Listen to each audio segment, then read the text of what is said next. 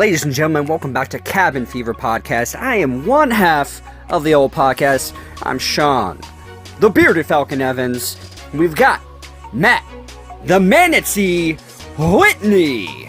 And on today's podcast, we have a great discussion, so please sit back, relax, get yourself a nice cold brew, or maybe pack yourself a nice, fat, delicious green bowl of some Fire OG.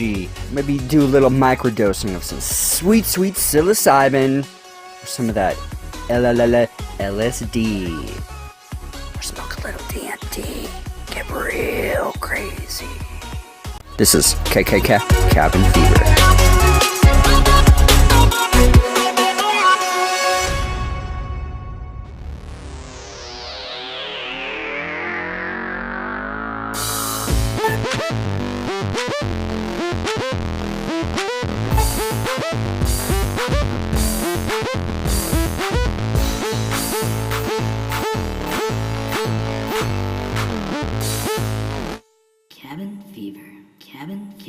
Cabin Fever. What kind of hookah do we got cooking over here? We got that Pirate's Cove. Yeah.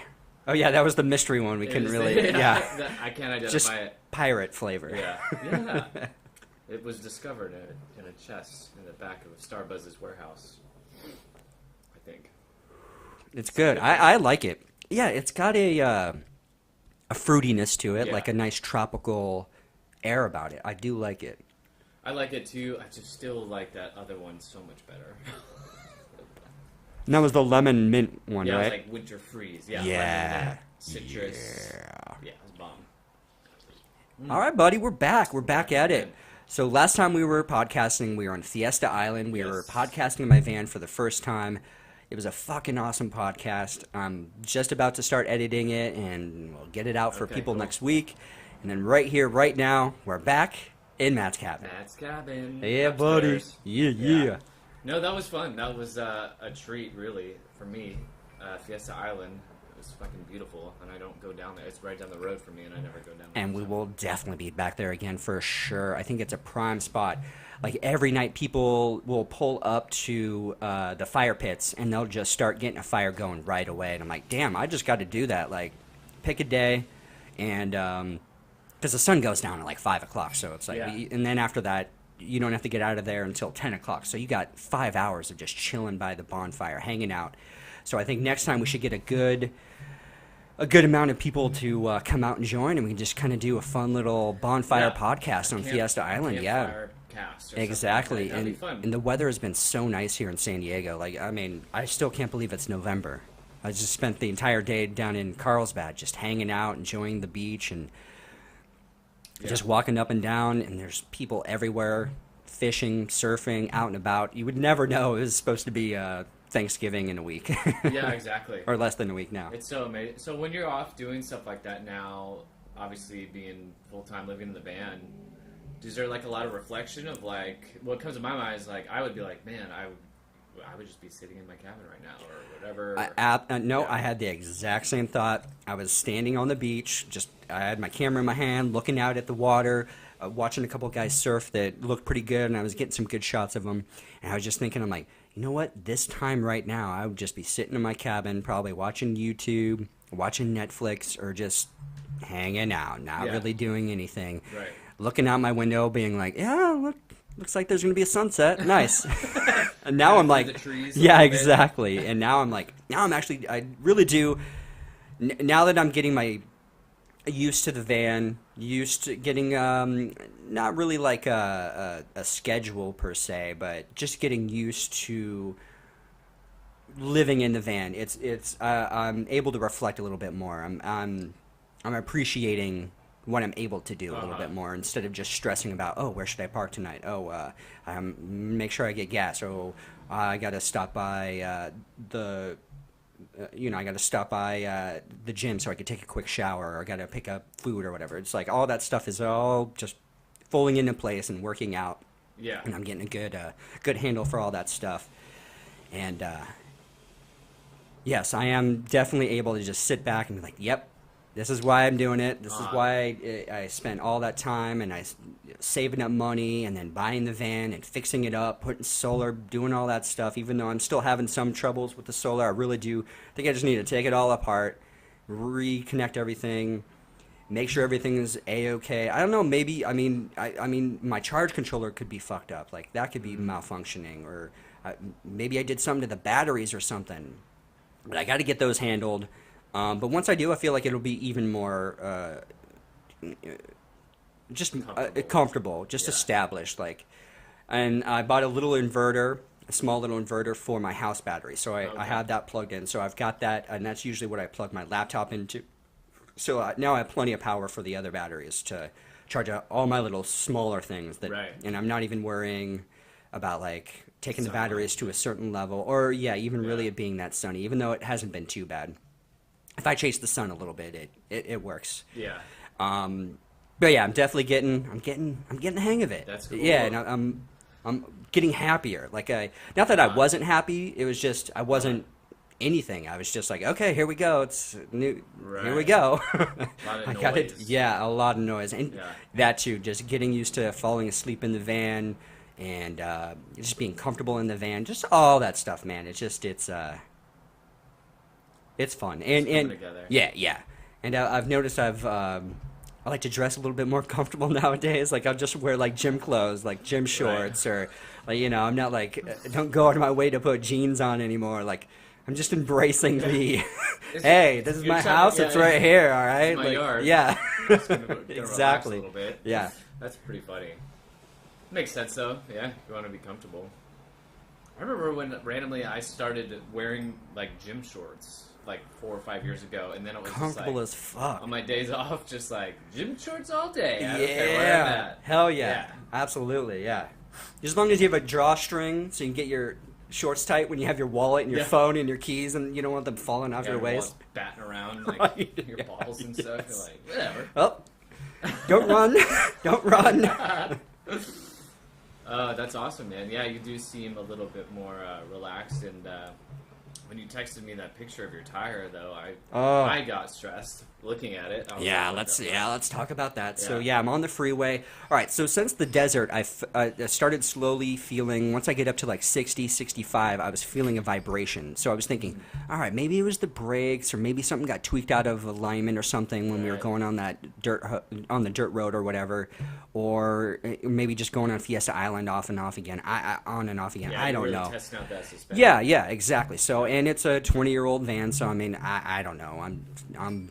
I'm still getting used to this thing as my daily driver, like getting around San Diego in this thing. So yeah, I'm on the freeway. I'm actually on the way to Fiesta Island after a shoot, and then luckily I was close to the off ramp, and I just hear. I'm like, oh, that's a fucking flat tire, shit.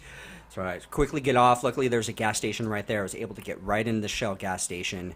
Pull over, get out, back tires like completely fucked. Luckily the rim was okay, so it wasn't all bent up or out of shape, so I was able to have that. The unfortunate thing is, again, it's a 20-year-old van, so the way it's set up, like on trucks and a lot of vans, the spare tire is right in the back area underneath the chassis. So you're supposed to have the special tool that like goes down this shaft. It has like a little special knob on the end, so it's supposed to click into place, and then you turn that, and it lowers the tire. It wasn't doing that. I don't know if it's old and rusted out and just isn't working anymore. I was trying it. The tow truck driver was trying it. We're trying it for like 30, 40 minutes, trying to think of different ways of how to get it out. Luckily, I had my van, had all my tools, had a rotary saw, and we were able to just cut that bitch right out. Nice. So we cut off the actual part that holds up the tire, unfortunately. So, I mean, now I don't have a spare tire, and I'm using my spare tire. Oh, I see. So down the road, I'm always like, when's this bitch going to go out? How long was that up there for, And more than likely that was probably just the best tire from the last set of tires type of thing, that they just switched it out, and now it's not the spare tire. So put the spare tire on, and that was like a whole hassle. He kept like, oh, you want me to call you a tow truck driver? And that would cost me another couple $100 maybe, because I guess AAA doesn't cover technically RVs. So I'm going to have to find something like a good Sam's Club or some other on-the-road type of thing. Because I'm not going to pay, because I will have to get that thing towed eventually. I mean, it's inevitable. I mean, every car I've had, I mean, at least once or twice, you're going to have to get that bad boy towed somewhere to a mechanic. So I get to figure out, you know, good Sam's Club or whatever is going to be able to hook me up with some free tows. Yeah. Because the larger your vehicle, the more it costs to tow, even if it's like a couple of miles. And Yeah. AAA, it's free. Right. And it just sucks that they don't cover it. So I had to pay, and it wouldn't even cover him to help do the spare tire and everything. So I had to pay, and it ended up being $140. I tipped him $20 because he was actually helping, and he did, you know, come up with all the good ideas and stuff. So once I finally got that on, got the spare tire on, I'm like, okay, at least I'm back on the road, and it's just you know, another thing in the back burner of like, okay, I got to take care of this down the road. Gonna have to figure out how to get another spare tire fixed on there. Oh, and I put the old tire in my storage unit that's all fucked up with the old shitty tire on it that blew out. Yeah. So that's just sitting in my storage now. Okay, another thing in the storage unit. But other than that, I mean, I feel like I'm still rocking and rolling. I'm still moving along. I'm still doing the van life thing. And then I plan on going to see my grandfather at the end of the month. So I'm thinking about making an appointment with a mechanic because it's having problems like slow cranking over in the mornings, like cold start. Okay. And it's just taking a little bit longer than I like. And I just feel like if the starter's going out, I want to take care of it as soon as possible. If it needs a nice tune-up, get some new spark plugs in there or whatever. Yeah, I just want to make sure this bad boy is ready to go. And if I do, because I want to head out to the desert again. I want to go on long road trips. And like I don't want to be worrying about that thing starting up and getting me where I want to be. Right. So I'm thinking about just dropping it off for I'm only going to be gone for 5 days, and my grandpa lives in Illinois, so I'm going to go visit. So I think it'll be worth it just to drop it off. Your own state of mind. Yeah, exactly. Sure. And then I won't have to worry about staying in the van or finding a hotel or Airbnb or something like that. Right. And hopefully everything should be taken care of by the time I get back, because it's really just simple stuff. It's really nothing that needs real work, hopefully. Yeah, but fingers crossed they don't find some fucking unicorns up there and start charging me a bunch of money. Yeah, taking care of it. That's cool, and then nice little getaway. See some family. Fly out Exactly. east. Yep. That's awesome. In your whole family, you say are you meeting up with your Are you flying by yourself? Or are you? Oh, right on.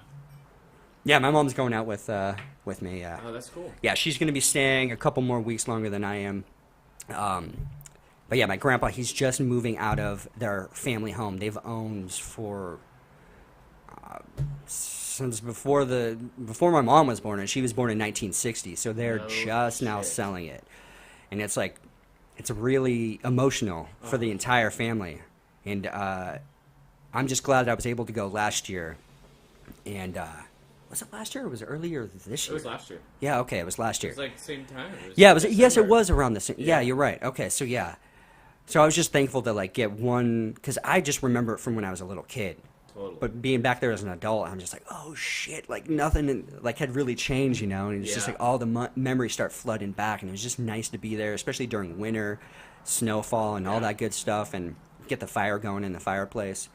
It's just crazy that, and this will be the last time we'll be able to see the house, right? Because I mean, I guess they've already got a bunch of furniture moved out already. My grandpa's going to be moving into I guess retirement home is what you would call it. Like a community? A community, yeah. Uh-huh. Yeah. So, I mean, how's housing prices out there? I mean, he probably sold it for... Oh, no, he lives in a nice, like a ritzy, not ritzy area, but a nice area for that area. Yeah, I mean, I'm sure that house... Oh, yeah. Oh, yeah. They're making, from what they probably spent on it, whatever the prices were back in the day, $40,000. Right. It's a lot more than that. A lot more than great. that. Yeah.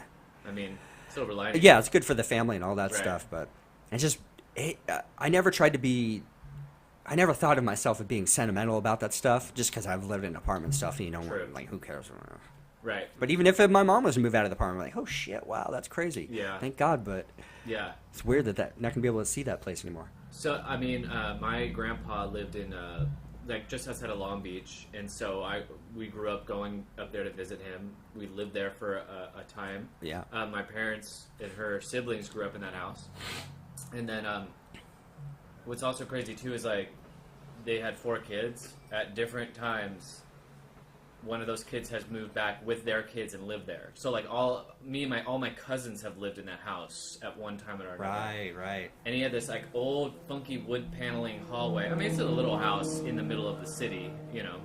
And he had this like makeshift pictures of the whole family, of all his kids and grandkids and stuff. It was like the wall of fame or shit. I could totally picture it. Yeah. There's many homes like that. Yeah. Completely like mismatched frames though. You know, like total bachelor I like house. that though. That's character. Yeah. I love that shit. It was always a trip. And then when he passed, my uncle bought the house.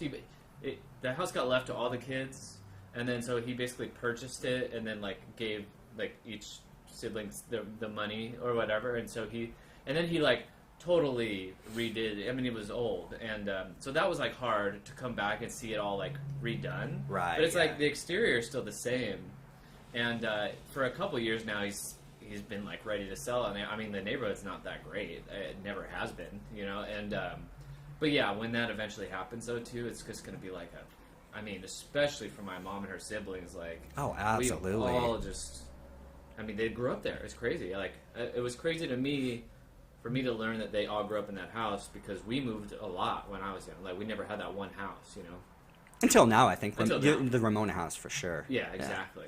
Yeah. And then my mom, like, she likes to, like, recreate, I feel like, her dad's house in our house kind of thing. Yeah. So, yeah, I totally get it. It's crazy, you know, to think that becomes just another random house in the neighborhood. Yeah, whatever, you know? Yeah.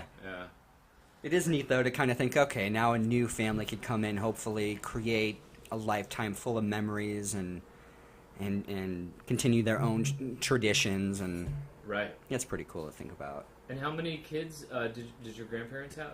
They had 4 kids. Oh, really? 4 kids, okay. Yep. And my mom she would be the middle. Okay. One of the middle kids. And are they all still around?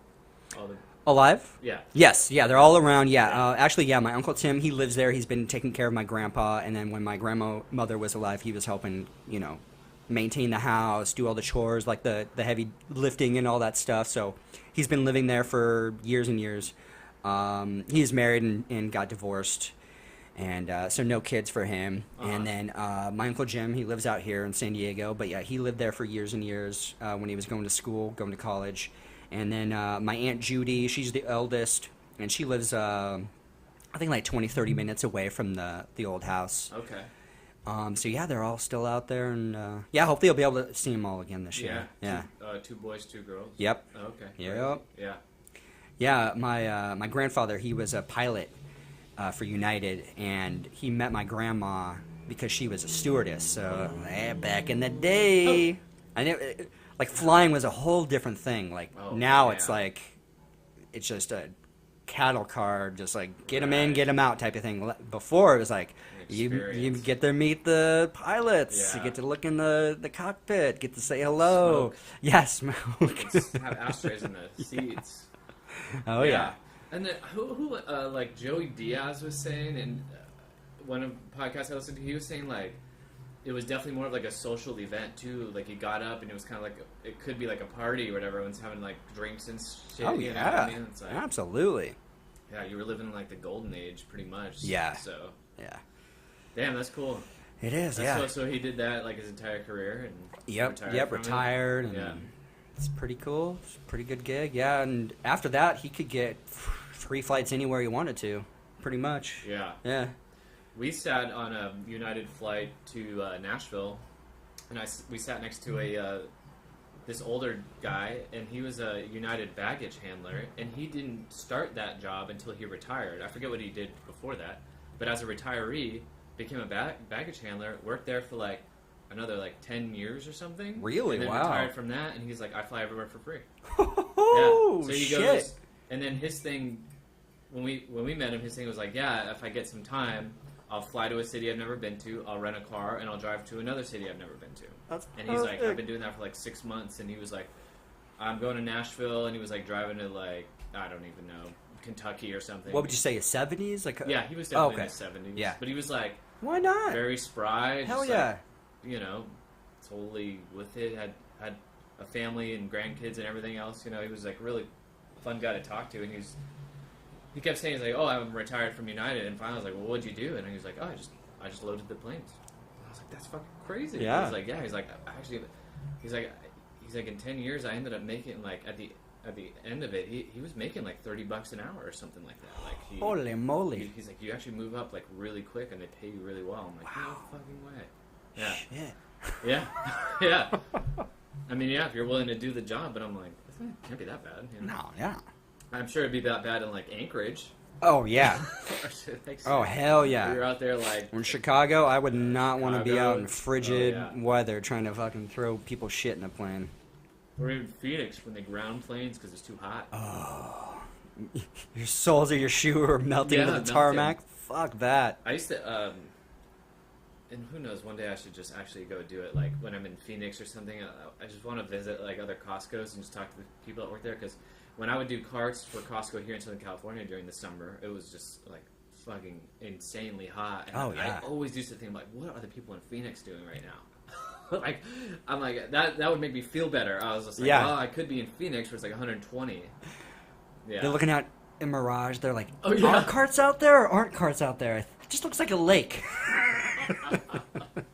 I think everything just melted out there. Yeah, or you find like that, like you know, that group of carts that made its way to the far corner, and Right, you yeah. grab and it's like 100 degrees. Oh, like, I didn't even think about that. Oh my god, yeah, it'd be molten metal. Holy shit. doing the sweep, you know, the exterior parking lot. Oh, You're on it now, man. I'm like, jeez. fuck. See I'll be you like, later. Costco's just open at night. It's closed during the day. If you want it, come at night when it's at least 90 degrees out. Dude, I'm surprised they didn't try to do something like that, Yeah. right? Just switch everything. Everything's open at night Yeah. during the summer in fucking Yeah, the Phoenix. sun goes down. Oh. That's what I do like about Arizona, though. When that sun goes down, it's still kind of warm, but you don't have the sun Yeah, beating it's down the on sun, you. yeah. It's super nice. I love it. Whew. Like a little dry. Yeah. I don't mind that, yeah. Yeah. All right, bud. Turtley. What do you got? What you got on the old docket? Plus, like, we talked about this a couple podcasts ago, but like, it's been like the wrath of Hollywood right now with all this like Yeah. sexual charges, allegations, and they came out with like, have you read about like the Louis CK thing? All right. So, okay, just say it real quick, yeah, and then I'll chime in. So, you know, women have come forward and said that, like, he basically has taken, like, some women back to his hotel or whatever, and then asked if he could, like, just jerk off in front of them. And then, at least, this is one account that I read, and they, like, laughed it off thinking he was, like, a goof, and then he, like, proceeded to get fully naked and, like, start masturbating in front of them. Exactly! Well, I'm I could trying to not picture it, but I'm picturing Louis yeah. C.K. naked in a hotel, just jerking it, and some like horrified woman's like, "What? Okay, guess this is real." All right, And I could not stop laughing at the thought of it, and then I was like, "Oh my god, this is like a serious thing." And then it's like, "Oh yeah, he was like forcing them to endure it somehow." But it was just the thought of it, especially because he's a comedian. It's Right. Just like, okay, and so and one of the top. Everyone reveres Louis C.K. as a comedian for what he's done with television, with the specials, with the amount of content that he comes out, and him just like reinventing himself and all that shit. okay, so speaking of that, he's had a show for a number of years, Louis. Yep. I've only checked it out one time. It was on Netflix. I was like, okay, I want to see what this is about.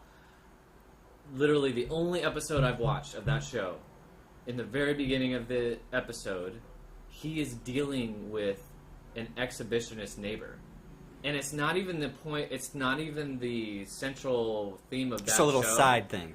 It's an old lady neighbor, and he comes home, and then she sticks her head out the window to like talk to him, and then he knows she's an exhibitionist, so he's just like defeated. He's like, just do it already. And so she flings the door open, and she's standing there naked, and then he's just like looks at her, and then she like closes her robe, and she goes, pervert.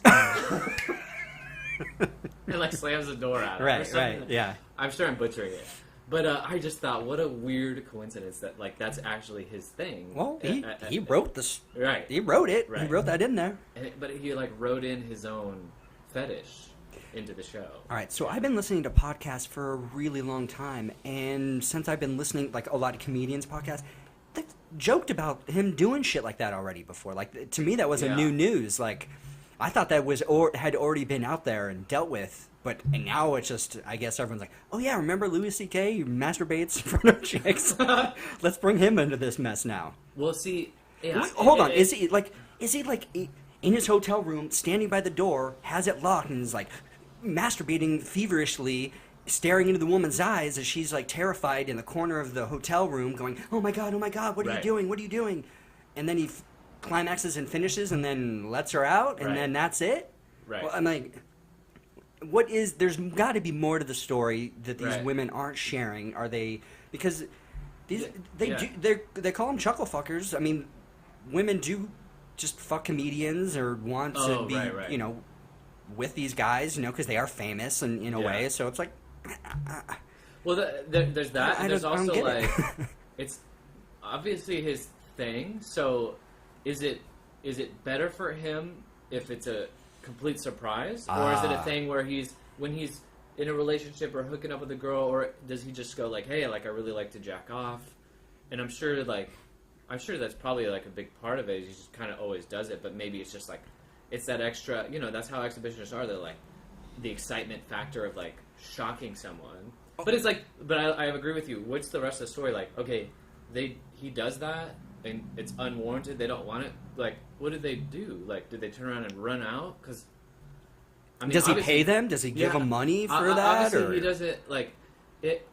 Okay, if that were me, and then they get shocked, and then they like run out, wouldn't you then have this like, oh my god, like what the fuck? Oh shit! Aren't they gonna run out and say something? Like, of course they're going to. Like, especially you know, especially if they're waitresses or something working in working in the club or whatever. They're gonna talk to other waitresses, and other comedians are gonna hear about it, and then people talk about it on podcasts. And now it's like, oh, I guess it was true. He did do shit like that. Okay, right.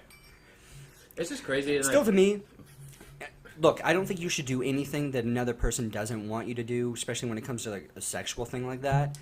Yeah. I think it's way worse when you're Kevin Spacey and you're going after 14-year-olds and all this other shit. I think that's way worse than some dude just masturbating. If he's not touching her, he's not spraying jizz all over her unwarranted.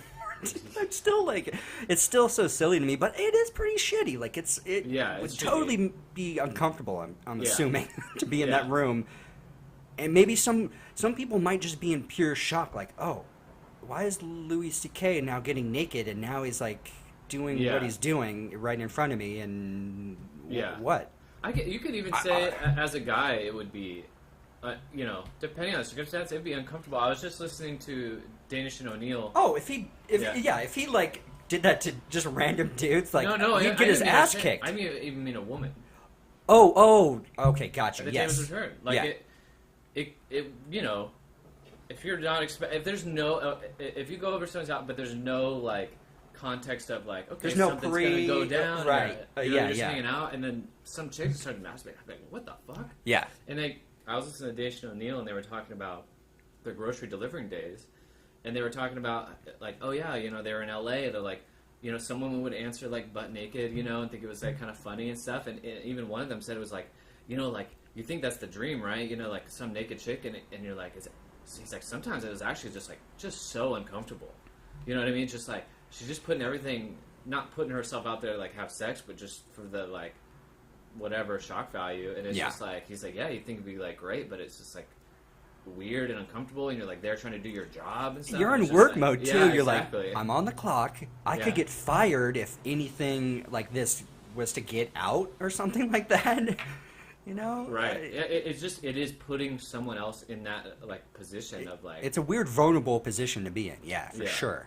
And it's like you don't really even know how you'd react until you're in it. So I mean, yeah, like he fucked up. And so I was also listening to Fighter and the Kid with Wheeler Walker Jr., and they were talking about it, and they were like, so do you think he'll recover? Do you think, because he got fired from, like, he had a bunch of development deals going on that people backed out of and stuff like that. And, like, he's a comedian. He's not an actor. He's not a fucking, well, he is a producer, but he's not, like, a Harvey Weinstein level producer and stuff like that. So, is there, like, do you think there's, like, a forgiveness? Because I think the guy is smart enough and funny enough to really, like, I was like, why doesn't he, like, lay low and then just come out with a fucking hour that he does about his own, like, fucking... Just own it. Yeah, his own, obviously, fetish and stuff, and how, like, it obviously makes him crazy enough to do that to someone that's not ready to do it. Right. And then that's, like, kind of something worth exploring, and it could even be, like, a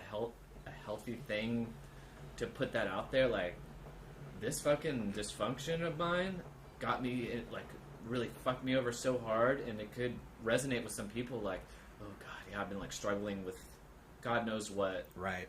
Those kind of things, you know, and just kind of, like, shines a light. I feel like that's silver lining because, you know, at least he never took it to another level where he's, like, endangering somebody and really giving them, like, post-traumatic stress, you know.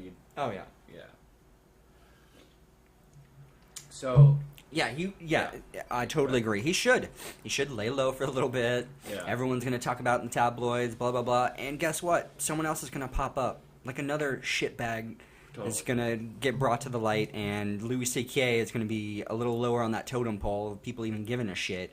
And then, yeah, if he totally owns it like he should, I mean, like you said, he is a smart comedian, and he's just a smart individual. He should start 6 months from now, a year from now, 2 years, get on some podcasts, get on Joe Rogan and talk about it. Right. Just like totally. John Jones came on Rogan and talked about all his dirty dealings, and people forgave John Jones. He got in a car accident with the pregnant woman, and I think she lost her baby. Hit and run. Yeah, all, like big up and shit. Big time, and went back to grab his weed pipe. People forgave him. Now I don't know about now. Now I don't know if it's gonna. This was so funny. Now I don't know if it's gonna. I could just see you're like, of course he grabbed his weed pipe. That's his weed pipe. Well, you got to. He named it. Yeah. You don't want that going to evidence. Shit. Yeah, no, totally. I the reason he did that, he already had a DUI charge. That would have been another DUI charge, and that he was obviously, and whatever mind frame he was in, the shit. Adrenaline, all that shit was just obviously he was just out of his mind. But I suppose he grabbed the weed pipe and then just punched that lady in the face, make sure she was really knocked out, choked her out, bitch. You didn't see me. Punches her out. He's like, I'm John Jones. Yeah. Champion. He should definitely just own it. Isn't Twitter just like this crazy, like, pitchfork, tar and feather kind of mentality? It totally is. On all levels, politically, socially. Yeah. It must be like a everything. Real small group of people, though, realistically, because like you get fucking everyday blue collar people aren't on Twitter looking to light people up. Hell no. It's just crazy the power it has, Yeah. People like it's because entertainment's involved in it now. Like in news, they look at Twitter as something like that's the pulse of humanity or something. But like, not everyone's on Twitter, and I'm barely on it, and we should be on Twitter. Like, should be our types of people are on there. But I'm like, it's just kind of a silly little social thing. Yeah, like companies are on there, and you can tweet at companies, and then, companies are getting attacked. I'm like, God, stop. I almost want to be like, just stop giving in so easy. Like, they're not representing us all, Right. It's great to give so much weight to that kind of thing is just it's just wild. I don't know. Oh yeah. I don't like it.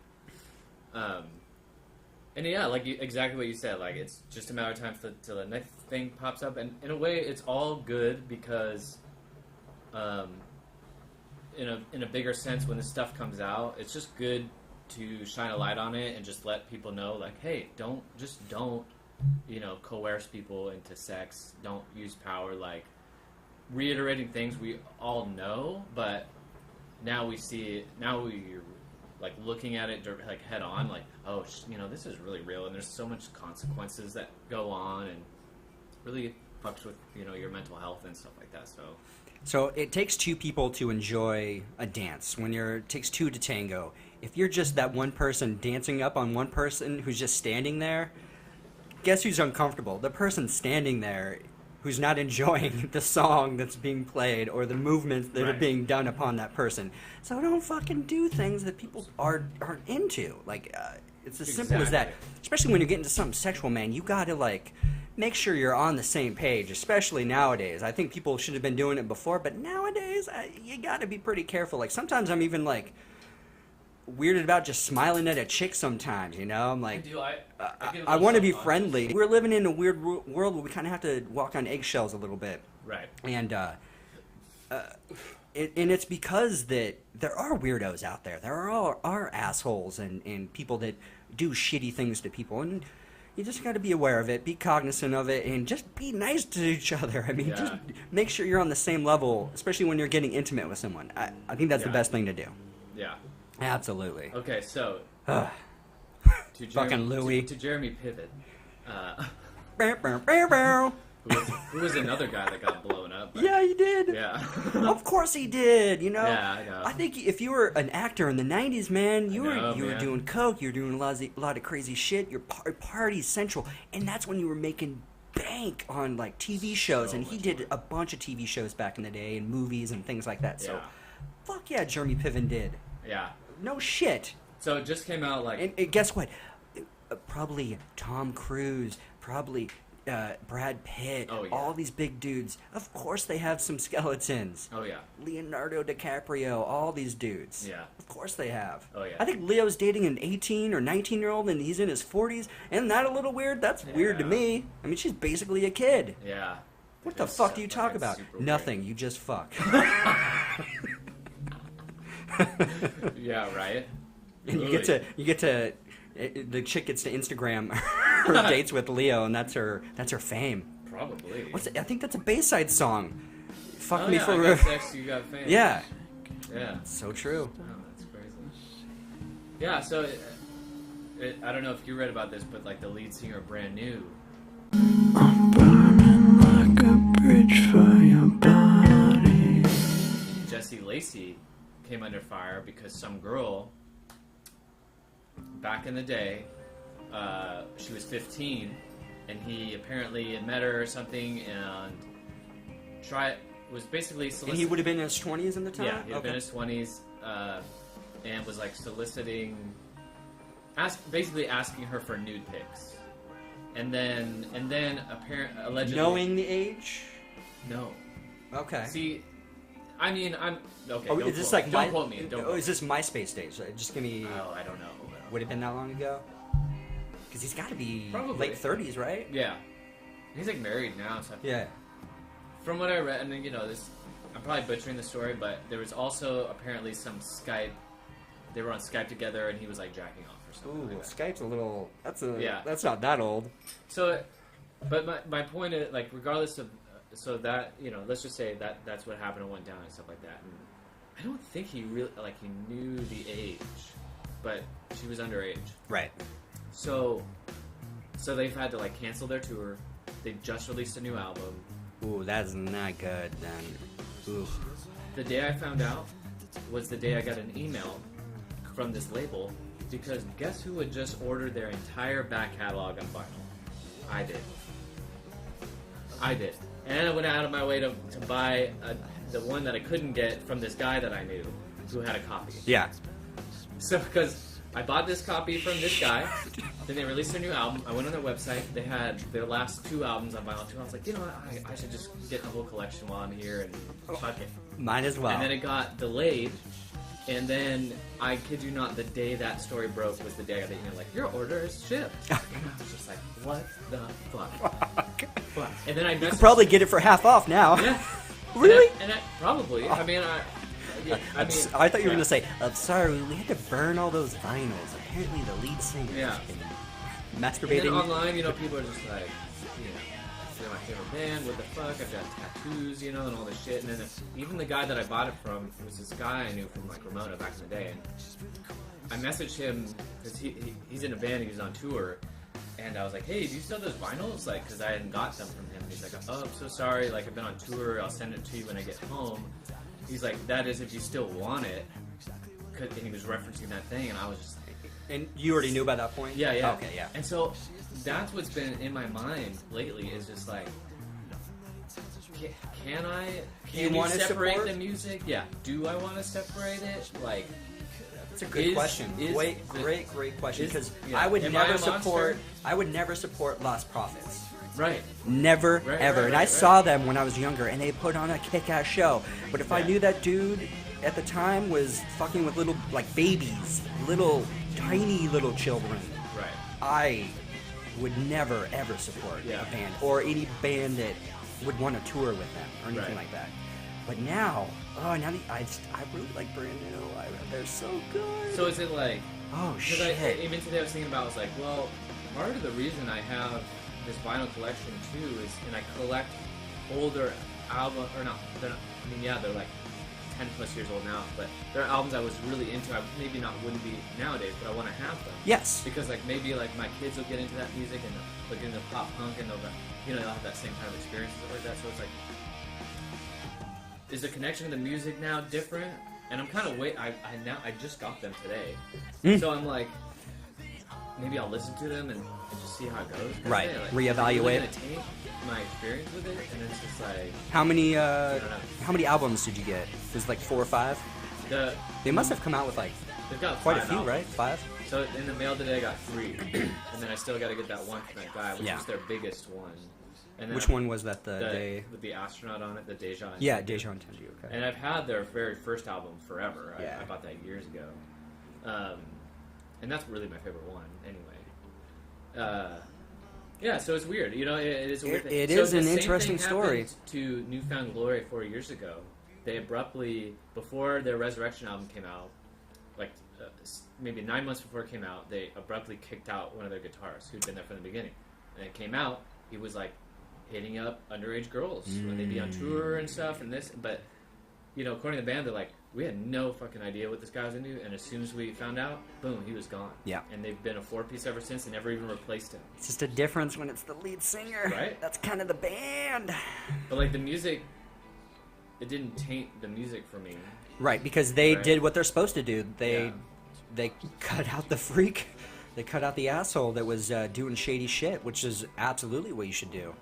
Yeah. Man, but so it God, basically, yeah. So you're he blowing my mind here. I don't know. He basically came out and said, yeah, that might have happened. During my 20s, when the band was blowing up, he basically came out as a sex addict. Okay. He was like, I was addicted to sex and alcohol, and like I did a lot of things I regret. He never like outrightly said, I guess he was sorry, but I think if that's the case, and you're like this rock star, and like all these girls, I mean, girls just fucking love that band, and so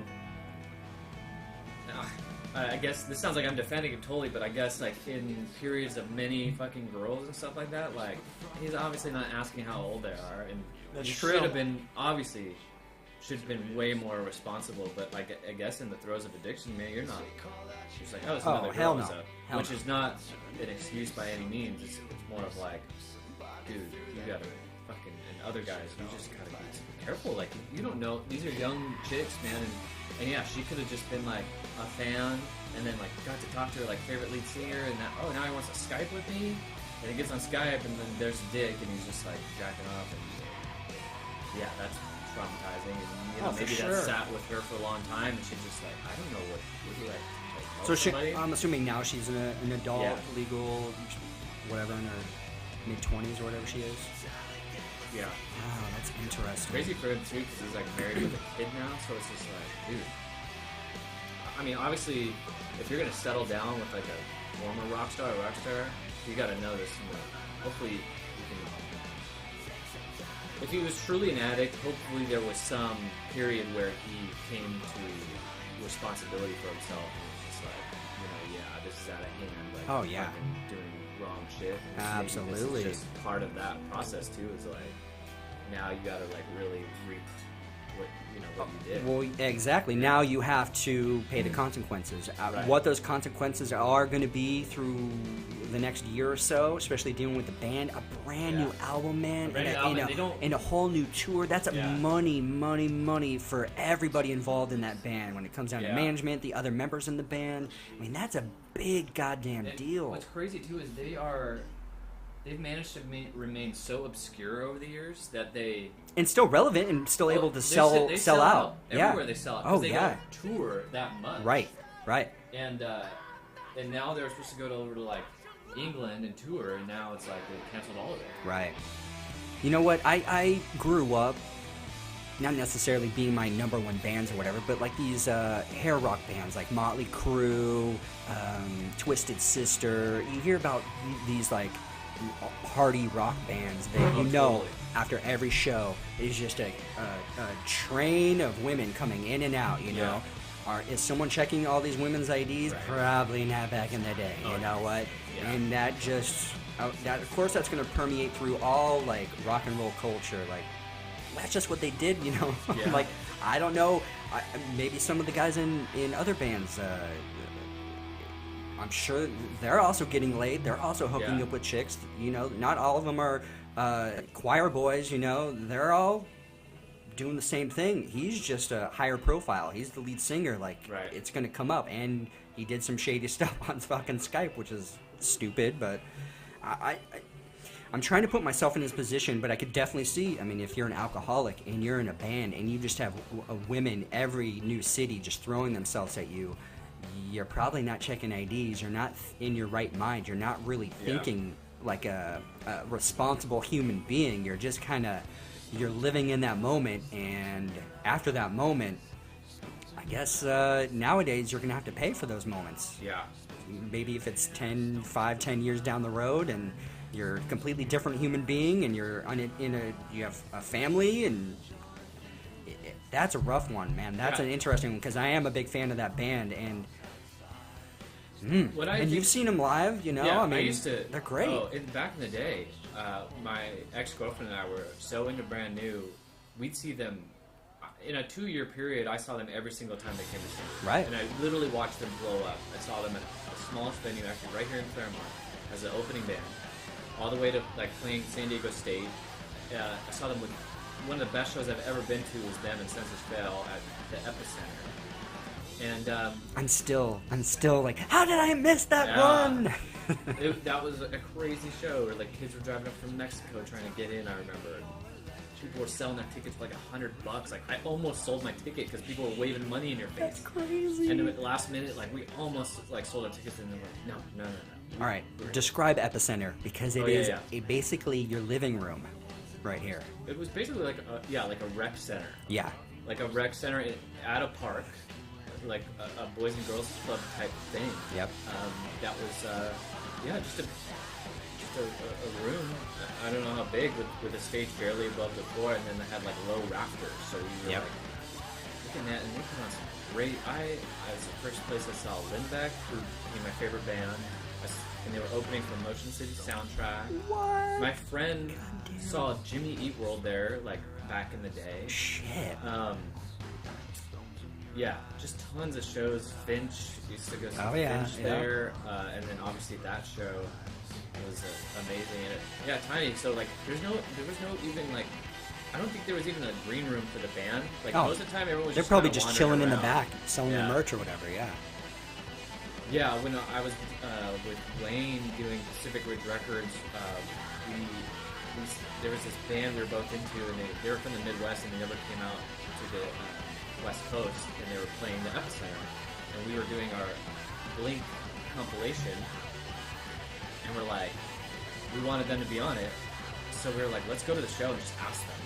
And I just remember they just the look on their face, they like didn't take us seriously at all, and they literally wrote down our contact information on the side of a merch box. And we're like, fuck, like I don't think they're gonna do. And then I think once we released the first one, and it was like pretty successful, they were like, oh, this is legit, and then they ended up being. You gotta think there might be a bunch of people just like, hey, come down, let's do this. Yeah. So I mean, it literally was an epicenter of music at that time, especially in that like weird early 2000s alternative scene. You know, all these bands were just blowing up. It was crazy. Yeah, and we saw brand new things. So I think though, because I've always been with music, and especially like listening to older music, for me, you know, it is a connection to a time and a place. And a lot of like when I listen to older stuff that I used to listen to, it is more of like a nostalgia feel, like, you know, your sense memory comes back and you're just like, oh yeah, I was like probably around this age, this was going on in my life, this is who I was with or hanging out with, or like it, you know, people, you know, you have a strong connection to music. Oh, whatever, yes, you know what absolutely. I mean? So there is that disassociation factor that I think that, and it'll be interesting literally when I do put on the record and listen to it, like what will, I don't think that will taint that kind of memory or experience or the emotion behind what he's actually singing about or anything like that. Oh, you know? yeah.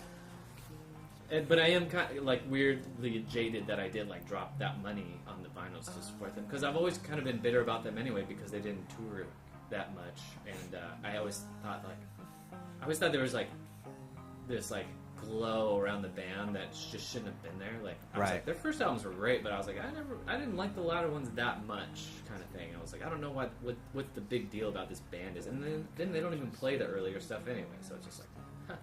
Fuck you guys, I'm not going to see you anymore. I saw you back then, I don't want to see you now. Right, like, I saw you in the glory days, yeah, exactly. the good times, yeah. Yeah. So, yeah. Man. You know what? I mean, no matter what, I really truly feel like he's going to continue on. Even if he doesn't continue with the band, he will still keep singing his songs. And maybe it'll be 5 years from now, he'll go on his own little tour. But I still feel like, I don't know if he's going to be completely just thrown out of the music business, but I guess it depends on the other bands and the other management with, you know, involved with the brand new and everything, and everyone else in the band. Yeah, it's like, what do the bandmates think? But they probably like, yeah, we remember him back then. Oh yeah, he was. Yeah, who's to say they weren't either? You know? Exactly. He's just the face of the band. So. Right. Like, I couldn't even tell you who the other bandmates are. Like, I don't even know. Right. Yeah.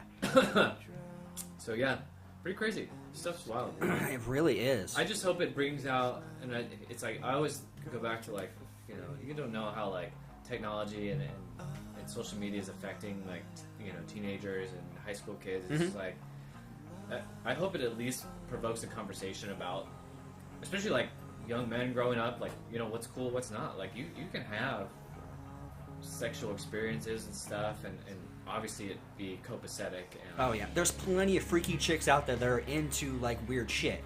Just do it with the appropriate age range of chicks that want to do it. And you'll find your niche out there. There, especially with online. Like, we've got a couple of friends that are in some freaky shit, and they have been able to find their way and find some good partners to share those experiences with. So it's out there. Right. But yeah, I remember listening to a podcast, and they were talking about the future president has definitely Snapchatted their dick out and has done a bunch of shit, you know, online, you know, maybe done some not shady things, but, you know, just you're young, you're dumb, you're not thinking like, oh, I might be a CEO or I might be the president of the United States. Even I'm pretty sure Trump has got a dick pic here or there, you know, at least Melania. Or, I don't know. You know, there's just with technology now, you just got to be careful. You just got to be cognizant. Like, shit's changing, life's changing, and shit's gonna bubble up to the surface eventually. So, just be decent. Try to be decent. I feel like it's more. There's also so many conversations about openness, acceptance too, and yeah, exactly. So, you know, that's the kind of stuff you're into. You know, it doesn't have to be like this big shame game. You know, that's true. It doesn't have to be the public lynching. Let's just throw tomatoes at them and you know, metaphoric tomatoes, tweets basically, and messages. Of course, he knows he fucked up. And all these people know that they fucked up. Yeah. Some of them are going to make weird excuses, have their PR teams try to twist it, and, you know, Harvey Weinstein goes to a sex rehab for a week in Europe, where he probably just fucked and did a bunch of coke, and he probably thinks everyone's so stupid and so, you know, just out of touch. Right. He's a millionaire, you know. Yeah. All these guys. I'm definitely not throwing the lead singer Brand New with Harvey Weinstein or any of these other guys, but they're all connected now. Yeah, and you know that it's just like, be aware of that influence that you have, and like, you're going to use it to your own advantage. Sure, why not? Like, you kind of earned this place, but like, you got to know, like, you gotta have some responsibility. Oh, too. It's just like yes, insane, yeah. especially like a band where your fans are like these like young girls, like kind of hanging on your every word type of thing. And maybe they don't even view you like sexually or anything like that, Right. too. And that's where the real like murkiness comes in. I mean, the girl could have been just a real like Super fan, yeah. you know, and just like connected with the music, and then all of a sudden he's taking it in a different direction, and she's like, "What the fuck?" I mean, that would just fuck you up big time. Oh, you for know? sure. Yeah. Absolutely. So, do you know, is this girl seeking I don't know reparations? anything. She's suing him, or she just letting everyone know, like, think hey, it's- this happened?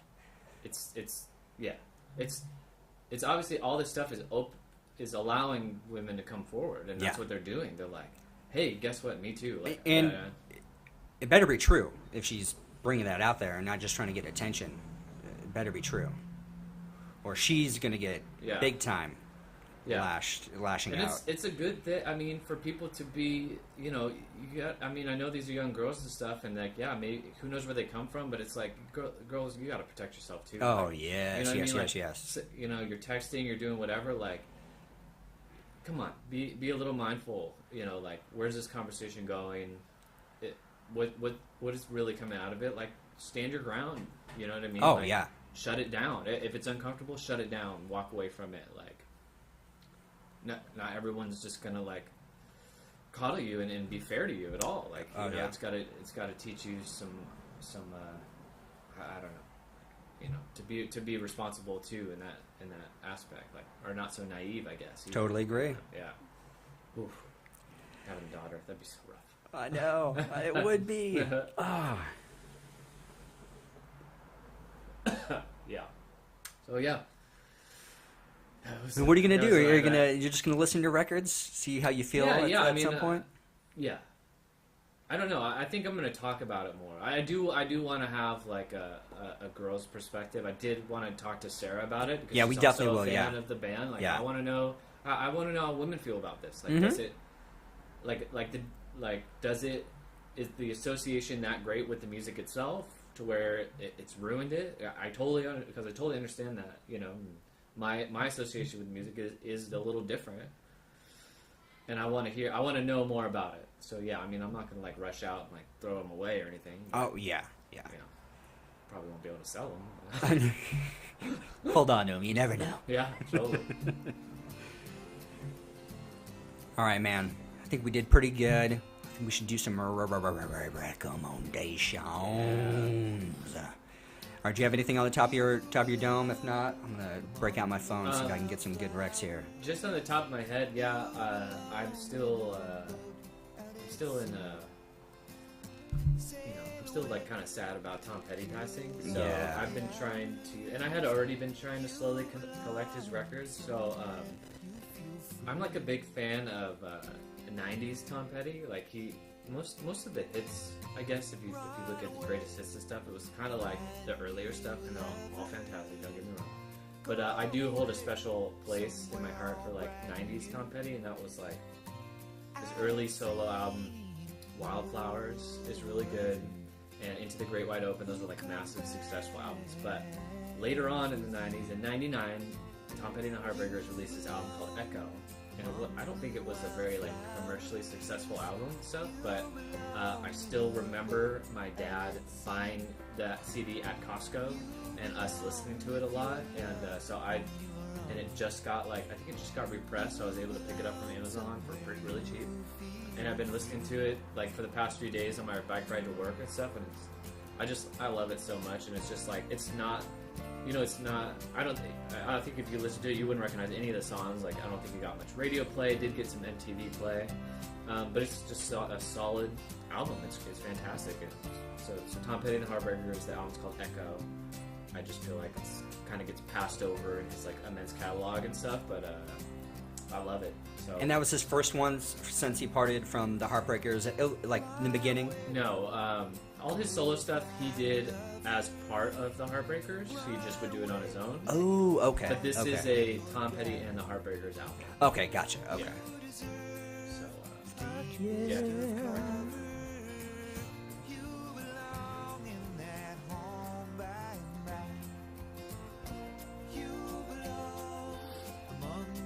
Where was that John posted this cool tattoo artist. Oh, on okay. his Instagram. Thank you. Perfect. Yeah. Perfect. Where All is right. she out of? She is. She's from Europe, but she's here in the United States. So she's traveling around doing awesome tattoos. So go on Instagram and search Free Orgy. It sounds funny, but Yeah. her name is. Sorry, let me bring it up here just so I am 100% sure. All right, so her name is Pony Reinhardt, and she's so goddamn good. One of the more unique tattoo artists that I've seen, and she does incredible work. Just so detailed. It's mostly black and white, but just so it's just hard to describe. So just please go check her out. And she's doing this awesome kind of giveaway thing. So if you go on Instagram and you just go on her catalog her Instagram page, she posts all the work that she does. So just scroll through there. If you see a tattoo that just looks fucking amazing to you, snap, get a screenshot of it, repost it on Instagram, and do the hashtag free tattoo by Pony Reinhardt. And then she's gonna pick one person, and you just got to make your way up to Portland, Oregon, or go to New York before 2019, and you get a free tattoo, a free 3-hour session. And she's booked solid. Like, I've already looked into it way before this, just to is it even possible to get a tattoo from this lady?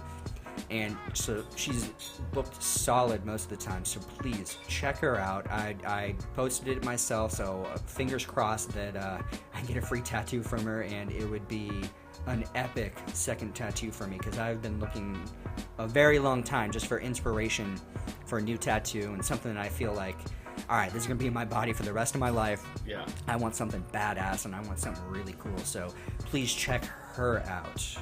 Again, it's at Free Orgy, all one word, Freeorgy, and her name is Pony Reinhardt. And check her out. Yeah, amazing. Yeah, really good stuff. What a Really good cool stuff. thing that would be too, to set out for Portland. See, with that's a goal in mind. And that was my exact thought process. What a better reason to make that journey, even more special than have a sweet tattoo looking forward to me when I get there in Portland, Oregon, which I've never been to.